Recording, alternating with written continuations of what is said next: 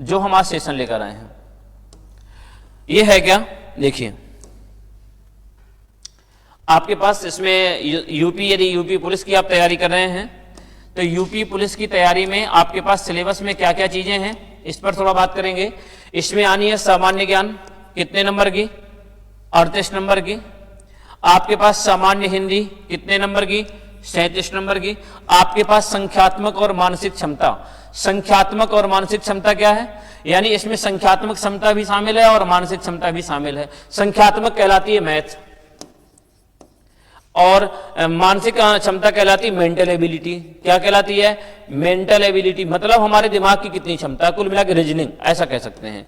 यानी ये पार्ट किसका है, रीजनिंग का है। यानी 38 क्वेश्चन आने इसके, 38 क्वेश्चन आने, इसका मतलब 19 आएंगे मैथ के और कितने, 19 आएंगे इसके रीजनिंग के। रीजनिंग में क्या आएगा, रीजनिंग में जैसे मैंने आपको बताया ना, मेंटल एबिलिटी, मानसिक क्षमता। वो चैप्टर अभी दिखाता हूं कौन कौन से टॉपिक हैं इनके अंतर्गत।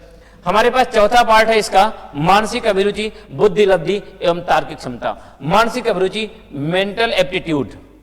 आप मेंटल एप्टीट्यूड शायद समझ गए होंगे, यदि किसी ने पिछली बार का एग्जाम दिया हो तो शायद समझ गए होंगे, नहीं समझे होंगे तो जब क्लास टाइम पर अच्छे तरीके से समझाएंगे। ठीक है, आपका बुद्धि लब्धि यानी आपके पास IQ लेवल कितना है, आपका तार्किक क्षमता यानी ये भी तार्किक क्षमता यानी तर्क करने की आपकी कैपेबिलिटी कितनी है, ये भी कितने नंबर की आनी है, 37 नंबर की। इस प्रकार से आपने देखा ये क्या है, यूपी पुलिस का पूरा सिलेबस है। सभी आपके टीचर, हमारी पूरी टीम अपने अपने सब्जेक्ट को लेकर के विद्युत रूप से अच्छे तरीके से डिस्क्राइब करके आपको बताएंगे।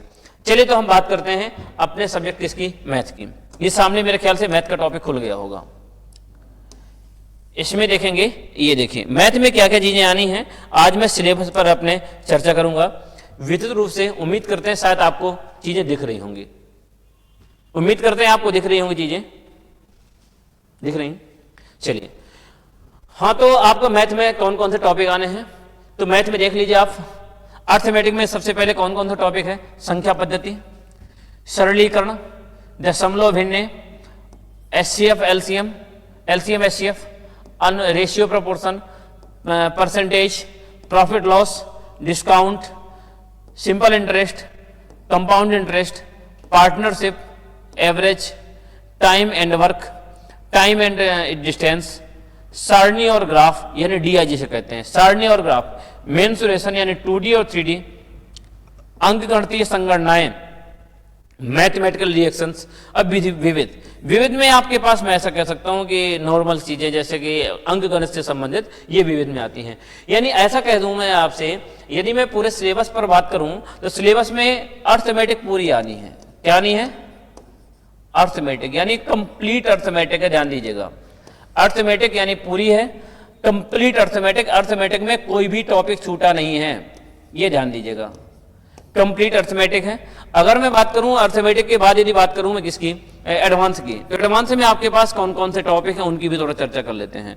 एडवांस में जैसे मैं कह दूं आपसे, एक सारणी ग्राफ, मेंसुरेशन, और आपके पास विविध में कुछ चीजें आ जाती हैं जैसे एक 8 है ना, जैसे कभी पूछ लिया मध्य मध्यिका वाला, तो इस टाइप के क्वेश्चन विविध में आ सकते हैं, लेकिन वैसे आते नहीं हैं। तो आपके पास क्या है एडवांस में, यानी मेन पार्ट है आपके पास मेंसुरेशन का, और दूसरा मेंसुरेशन, और दूसरा पार्ट है हमारे पास किसका, मेंसुरेशन है और DI, इनका रोल है आपके पास कुल मिलाकर के। यानी 3 से 4 क्वेश्चन लगभग इनके आने की संभावना है।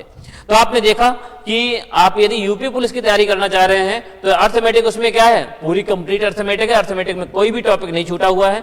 यदि आपको लग रहा हो छूटा, तो छूटा नहीं है, सभी इसी के अंतर्गत ही है। और अगर बात करें हम किसकी, इसके बाद एडवांस की बात करें तो एडवांस में मेन पार्ट क्या है, मेंसुरेशन और किसका है, DI का है ना। इसके अलावा नहीं है कुछ भी। अगर आ जाए कहीं तो सांख्यिकी वगैरह के यानी स्टैटिस्टिक्स के कुछ आ सकते हैं, इसके अलावा कुछ भी नहीं है। ठीक है, तो आज हमने ये चर्चाएं की किस पर, अपने सिलेबस पर चर्चा की। सिलेबस में क्या क्या चीजें हमने विद्युत रूप से क्या क्या देखा कि हमारे पास सब्जेक्ट में कौन कौन से हैं। तो मेरे ख्याल से आज का टाइम इसी के लिए रहना चाहिए, और कल तो मेरे ख्याल से आज मैं आपको केवल मैंने सिलेबस ही बताया, कौन कौन से टॉपिक इसमें आने हैं। ये टॉपिक आप देख लीजिए, इनका चाहे स्क्रीनशॉट ले लीजिए और स्क्रीनशॉट लेकर के रखिए। विद्युत रूप से हम अपने संख्या पद्धति से स्टार्ट करते हुए पूरी क्लास एकदम से एक्यूरेट और बिल्कुल विद्युत रूप से टाइम से स्टार्ट करेंगे, और सभी क्लासें आपकी चलेंगी। तो आज की क्लास यहीं रहेगी, मिलेंगे आपसे कल। तो कल तक के लिए आपसे अलविदा, जय हिंद।